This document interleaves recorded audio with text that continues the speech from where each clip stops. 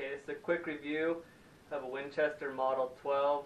This one happens to be the Super Speed and Super X. It takes a 3-inch shell, up to a 3-inch shell, which is loaded up through here, just like most shotguns are. This one is in really good shape. It's a 1956 according to the serial number. From what I understand, pre-World War II is kind of the better gun to have, or the more collector item, I guess. This one is still a really good gun.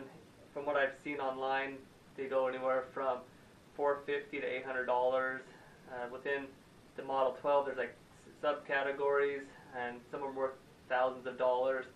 So check into what you're buying just to see what you're actually getting. I got mine for $250. It'd been sitting around in a gal's garage for quite a while, and she just didn't want any more, so I picked it up. I cleaned it up. It's a pretty smooth little gun.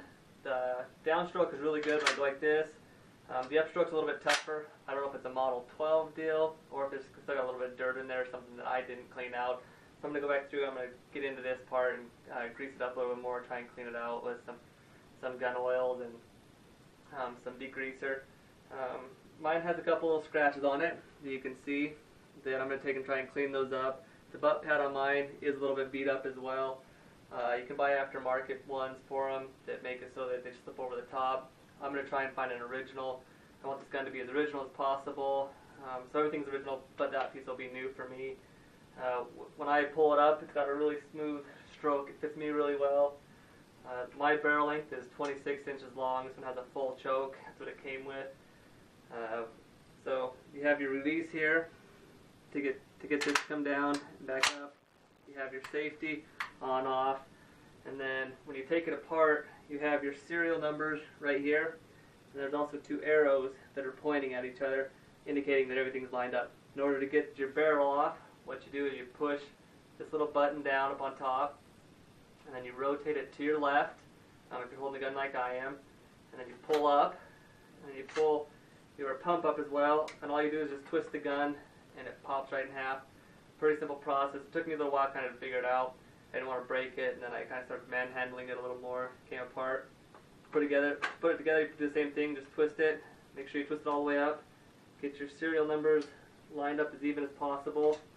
Then you can pull your choke down, and you pull the rest of the tube down, and then you twist it back until those arrows are lined up again. Once they're lined up, you just push that button and it's ready to go again. I haven't shot it yet. I plan on getting out here soon and doing a little review. I'm also buying the Winchester Model 1897 later this week, and from what I've read, there's a lot of comparison between the two, whether one's better than the other. I don't know. I wanted the other gun as well, so I'm buying it.